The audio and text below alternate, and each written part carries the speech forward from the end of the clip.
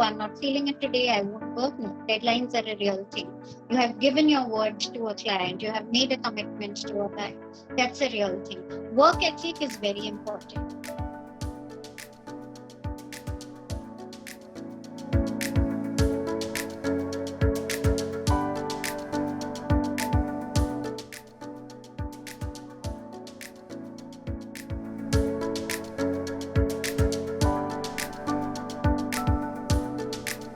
So a ceramic artist is an artist who has specialized in the medium of ceramics. Okay. The reason that the word ceramic is placed before the word artist is because there are a lot of layers and there's a lot of science to this medium that the artist needs to study and imbibe in their work. So it's a long period of study over many years. So it's a combination of understanding the art and the science of the medium, and all of that comes together for you to create your art. Wow. So that is it.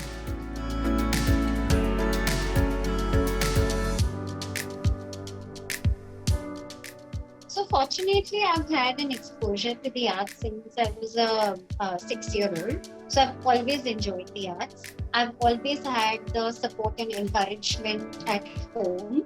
Art was an integral part of our everyday life. So that's the way I have grown up. I think it was in my teenage years that interest kind of transformed into a desire to make it my profession, or rather to make it something that I want to do for the rest of my life. I'm very glad that my mother inculcated this value in me, where a profession, to me, my understanding of a profession, it's not just a livelihood, it's a way of life, right? So that is the ideology that I grew up with. And then, in my teenage years, I was like, okay, I enjoy this enough to make this my way of life. And then I applied to various art schools, etc. I decided to join JJ School of Art for my undergrad in fine arts. The first year is the foundation year that exposes you to all the basics of fine art. And it's also that learning period where you are able to make a clear decision on what you would like to specialize in. And that was the year when I decided that I would specialize in ceramics. But having said that, I already had prior exposure to ceramics. It was an after-school activity that I did when I was 12 years old. And that time, I guess it must have stayed with me. I did not realize when I was 12 that it's creating an impression on me. But even that time, I remember when I did it as an after-school activity, the integration of science and art totally fascinated me. So I guess when I was in undergrad, I think that all came back, and then I decided to specialize in ceramics. So there were many things about ceramics actually that attracted me to it. One, like I said to you, I love the fact that art and science are so deeply integrated for you to, practice or create ceramic art. Then when I was in art school, I loved the fact that when you specialize or you practice ceramics, there is a strong artistic side to it. If you're doing sculptural kind of work, there's also a strong design element to it if you want to create functional work, right? Then just the sheer touch and feel of ceramics, it's one of those few materials where you don't really need too many tools to create with the material. So I love the fact that I can directly engage with the material. Something very humbling about it, and it feels very, very natural, and that's something that it draws most people to it.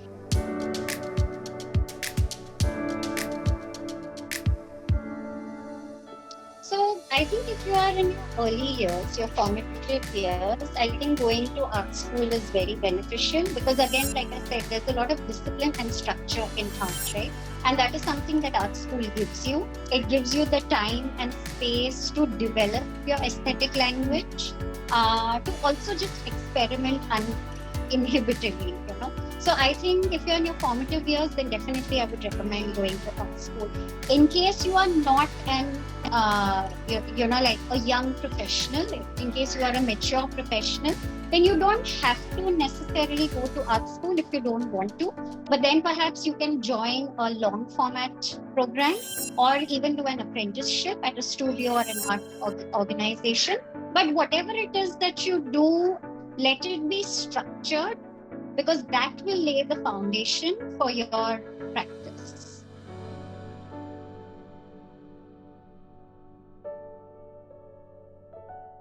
So primarily it would be a bachelor's degree in fine art. That would be the main thing that one would study. But I think the key thing to do is to study the various schools, even the departments, right? The various departments within fine art itself.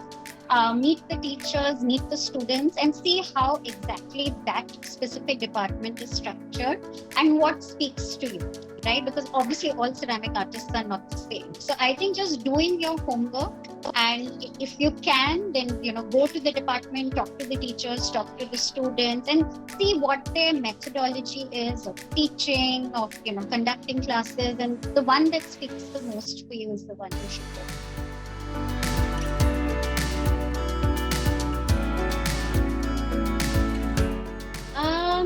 I don't think you need a master's to excel, but again, it gives you the time and space to experiment and to explore uninhibitedly. You don't have to, when you're running a studio, you're learning the nuts and bolts of the craft, right? But whereas when you are in a school, you don't have to get the nitty-gritties of the practice, of the operational issues of running a studio practice, right? So if you want to have 100% focus on developing your body of work and your language, then being in a master's program will definitely help you.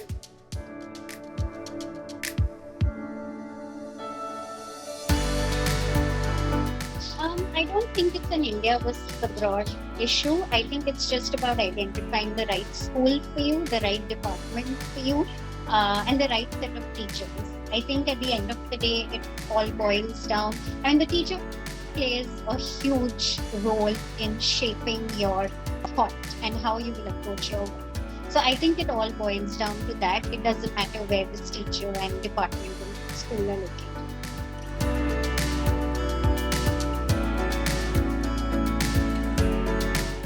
Again, it's a very school-based thing. Yes, the infrastructure of the department makes a huge difference, to your years in college. But I think again, that's very specific to a particular school. And see, you could have the best infrastructure, but I think it depends on how encouraging your teachers are and how much your teachers push you. So it's a balance. It's a combination of everything.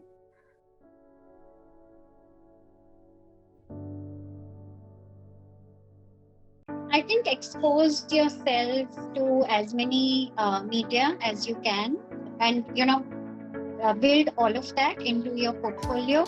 I think most important is to be sincere and honest and create that portfolio yourself. Yeah, I think just expose yourself to as many art forms as possible, and even if you are, say, going for the visual arts, it's not necessary that your portfolio should have only the visual arts in it. If there's some element of the performing arts, etc., they're all somewhere integrated together and they influence each other. So I think any sort of art form, but as much as possible that you can build into your portfolio will help.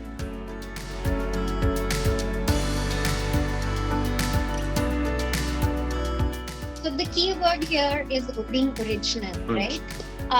So I think to be original, you need to speak to yourself. So whatever it is that comes naturally to you and speaks to you the most should be your starting point. And the more you do, the more you will be able to develop and learn and progress and build your portfolio. If you want to build a great portfolio, it's not going to happen in the last 2 months of your application. You have to, if you want to do justice to it, it's something that's going to happen very gradually over time, right? When you're in your early learning years, you're learning, absorbing, and expressing at such a rapid pace that something that you created 6 months ago, you'll be like, oh no, that's not me anymore, or it's not good enough, right? Things will change very rapidly. You're just absorbing so much. So if you really want to do justice to your portfolio, you have to give yourself time. You have to give yourself at least 1 to 2 years. Don't rush at the last minute. And that's when what will happen is when you build that volume of work, you will see your learnings, you will see your progression, and then you will be able to arrive at a solid portfolio.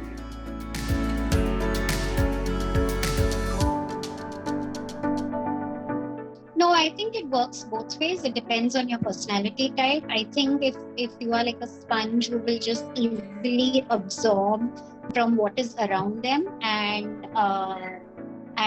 lose their own language in the process, then of course you want to be careful because you want your portfolio to be original.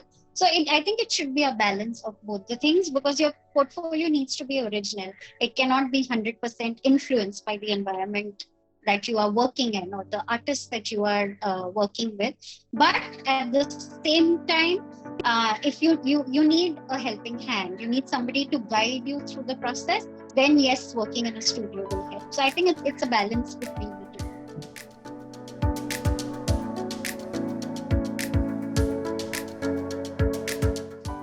It depends on the specific department and how their course is structured. Some departments could be very, very busy where you're working through the nights. That's how it was for me the first year in JJ's. We worked 365 days. We did not get a single day off. But if your course is not that busy and it gives you the space to go and apprentice with an artist, then yes, I would definitely highly recommend.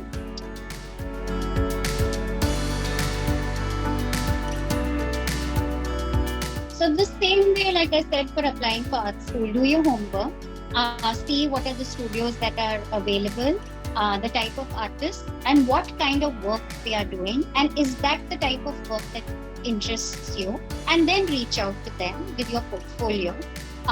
Do not send mass emails. And when you're reaching out to them, be very clear and specific on why you have reached out to that specific artist, because that match is important, right? What you are looking for and the kind of work that artist and that studio practice is all about, if that is not a perfect match, you're not going to get anything out of that apprenticeship. So be very specific about that when you reach out to the artist so that they can also, put themselves forward 100% and guide you.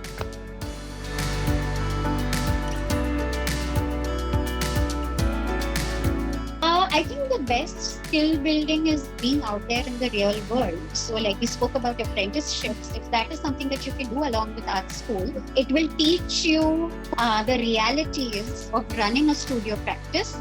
Art school is helping you with developing your aesthetic language. Apprenticing in a studio will teach you the nuts and bolts of the craft and the reality of operationally running a practice. So I think that's the best that you can do with art school.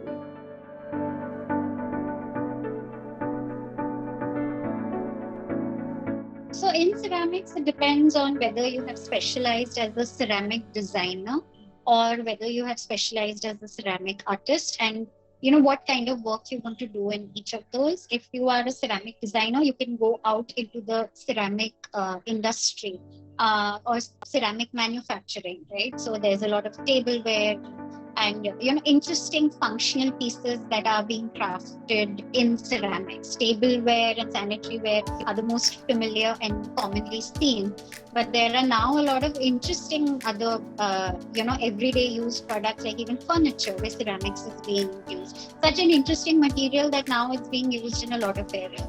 So one can get into any of these if you're interested as a designer. If you are an artist, then primarily it would be a personal practice or a personal studio if you're interested in creating ceramic sculptures and ceramic artwork. Or you could also work with an arts organization that works with artists or craftsman, because then there it's when you're managing projects and working through, so bringing in your art background and your art perspective to the project helps, and that is something that even these arts organizations would need. So those would be the things that you can do as an artist.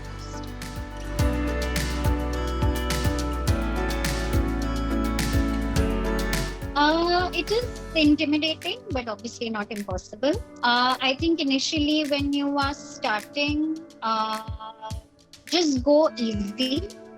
You don't need to have everything in your studio for you to be able to get going, right? So you can start small. That's absolutely fine. The work that comes your way, you can do a variety of work, right? Maybe I'm very clear early on that this is what I'm interested in and this is kind of work I'm interested in, right? But there's no harm in going ahead and working on both kinds of projects, because they will feed off of each other and you will be a more wholesome practitioner, right? Because even if this is the kind of work I want to do, this kind of work will teach me a lot, which will help me create or build on this kind of work. So I think doing a variety of projects is important, and don't wait for the right moment to start. There's never a right moment. If you're quite clear that you want to go ahead with the private practice, it's absolutely fine to start small and grow and build organically.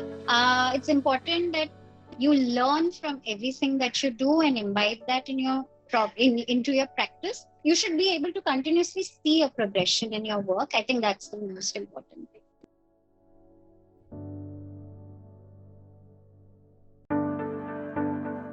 You wear many hats in a day. You are the thinker, you are the maker, you are also developing, creating the content around your work. You are interacting with buyers, collectors, galleries, corporate clients. You're wearing so many hats in a day. In a nutshell, it's quite chaotic, but I would not give it up for anything in the world.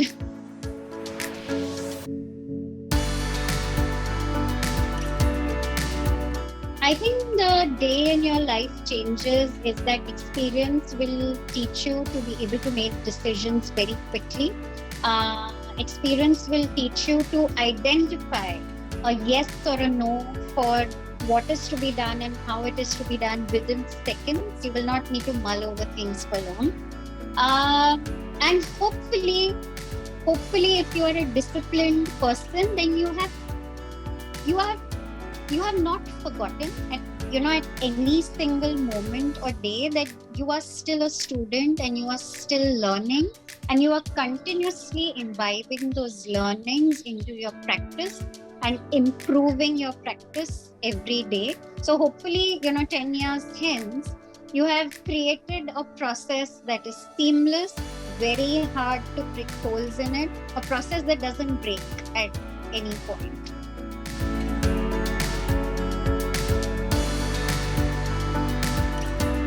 So fortunately for me, every new project that I have got, it's after people have reached out to me after they have seen my work and they've liked it, and that's the reason they have approached me.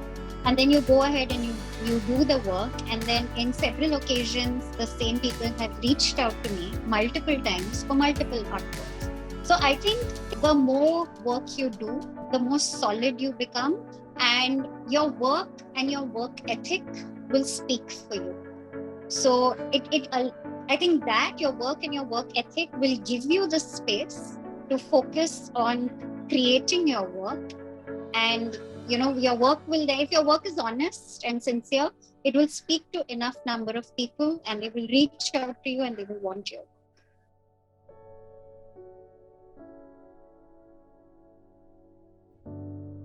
Primarily, the work is I've done a lot of murals and installations, either for their physical spaces I've done some experimental and some collaborative projects as well. So I worked with an NGO in Touch where they were doing a project that was supported by the Hermes Foundation. And they asked me to come in and handle the curation of a special show that we were doing at Hermes. So that's where I collaborated with them. I was working with the Touch Potters, understanding their style before I could ideate and decide what the show would be all about, and then also working with them through the process and helping them push themselves and do something special, do something more, do something different, that goes beyond their everyday work, so that even they know that, okay, you are not limited to this. This is not what you have to do for every single generation in the family. So interesting projects like that. Then one of my most recent works, I was commissioned by the Mahindra Museum to create an art object for the museum. That was very interesting because the way the museum has designed, it's a corporate history museum, but it's designed so interestingly where they have used a lot of artworks that specific artists were commissioned to create as metaphors to the values that they are talking about and to the storytelling. So these are metaphorical visual representations of these stories and these values. So that was very challenging and very, very interesting. So these are just some few examples to sort of give you a sense of, the variety of work.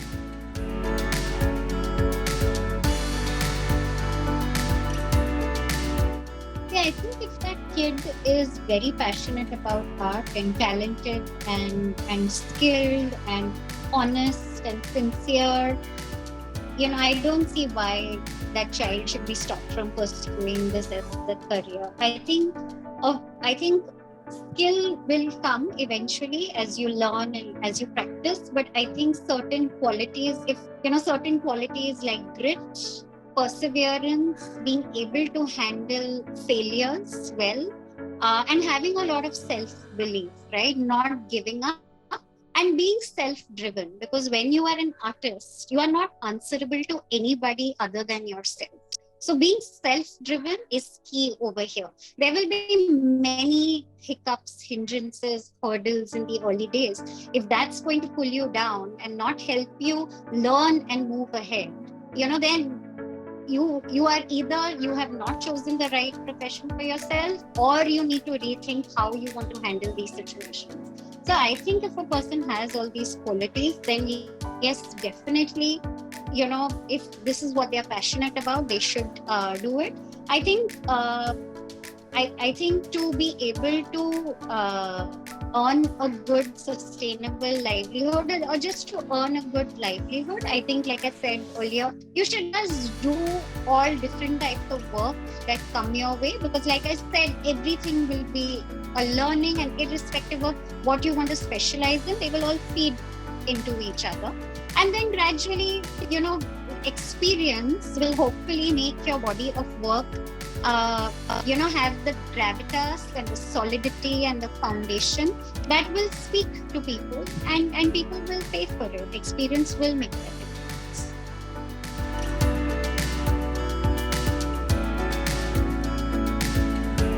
So I think, if you are sincere, hardworking, talented enough, and you have all these values, you can easily earn how much you would earn in a regular corporate job. So you can easily earn a corporate salary. And the way I see it is, the sky is the limit when you are an independent professional, right? The more sincere and honest you are about your work, the better job you do. There's no limit to how much you can earn the way there is in a corporate job. Really, you are determining what comes out of your work day. But yes, easily one can earn as much as they would in a corporate job.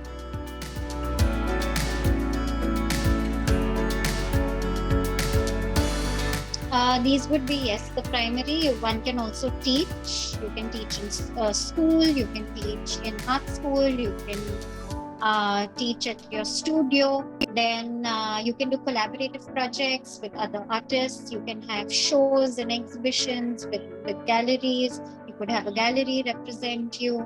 And ceramics is making a very strong presence today. So like I said, the work that I did for museum, I don't think that would have happened 10 years ago. So people are taking note of how interesting ceramic art is. And yes, it's just widening. I find that every year the opportunities are widening.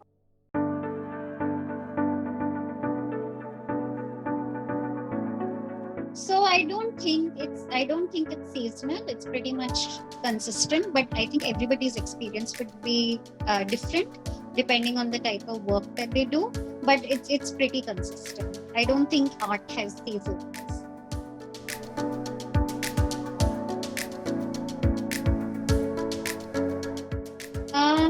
I mean, the only thing that I find personally challenging is wearing multiple hats in a day, or when you just want a day off your creative space, and you're working on a new project and you're ideating, you're developing the concept, and then but then suddenly some urgent operational issue will come up and you need to attend to it immediately. I think those are the everyday reality issues. In the larger picture, I don't see any downside. In fact, it's much easier to be, if we are talking about in context, then I think it's much easier to be a ceramic artist in India today than it was 20 or 30 years ago. We have the infrastructure around it. 20, 30 years ago, equipment was difficult to get, materials were difficult to get, and that's not the case anymore.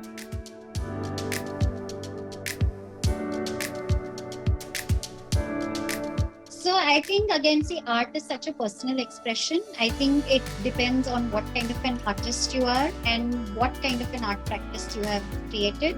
If you are evolving as a human every single day, then your work will also evolve because it's a personal expression. If you are learning from every single project, right, and imbibing those learnings and accommodating that when you work on the next project, you will see your work evolve. If you will put your limits with every single project, you will see your work evolve. If you are not shy of work, you will see your work evolve. If you're lazy, you will not see your work evolve.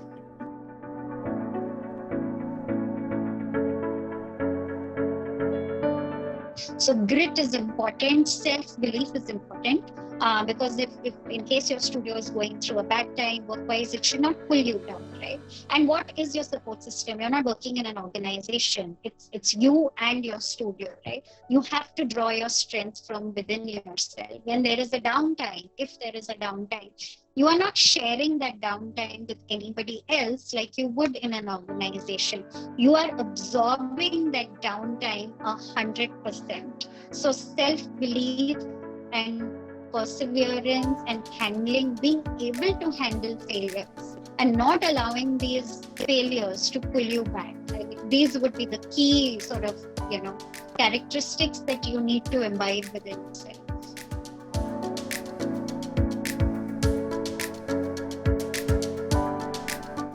I think it's good to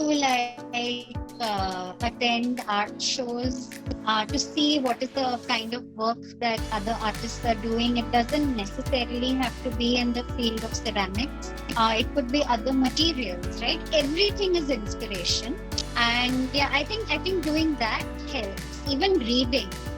Everything is inspiration. Even if you're cooking and you're trying out something different, that will trigger off some ideas in your head, which you can then the next day, try out and experiment in your studio. So I think continuously learning new things, it doesn't matter what you're doing, specifically art, but continuously learning new things will help you make your work richer and grow.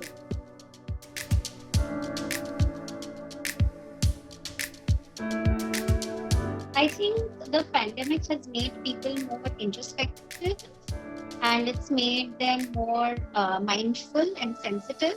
And these are values that, again, lie at the core of what art is all about. So I think that is actually, the pandemic has drawn people to the arts. That is the change that I have seen.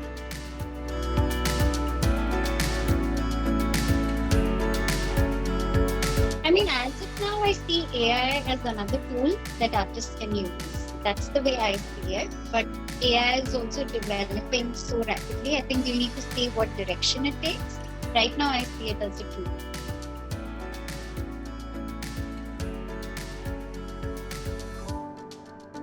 I'll start with myths that need to be busted. Is a lot of people think that, like I said, that creativity is something that just happens to you. No, you have to train your mind to to to develop a body of work.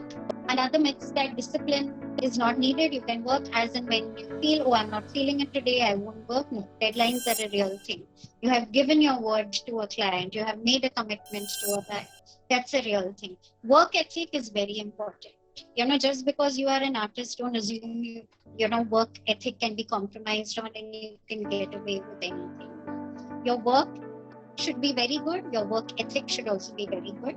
And my piece of advice would be that if it's developing an artistic language is something that takes time. If you want your artistic language to be mature and honest, and if you want it to speak to people, so if the process is taking time, that's all right. You don't need to rush it.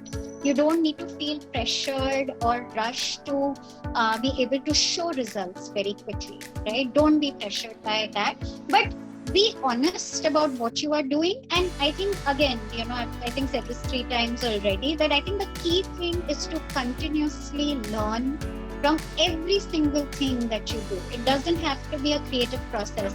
It could be a technical aspect of your process. It could be an operational aspect of your process. But be learning in this process of learning continuously and imbibing that into your lives. You got, in art school, can I find funding for projects? Yes, you can. There are several art organizations that fund art projects. There are several like corporates as well that fund art projects. So once you are in art school, again, you'll need to do your homework and research depending on the kind of help that your art school can provide. Then maybe they will have a lot of information about this. Or if there are art groups of artists, artists are constantly sharing information with each other about organizations that fund and support art projects. So you can reach out, be a part of these groups. There's a lot of sharing of information, and yes, funding for art projects is possible. Next question is, how do you sell your products?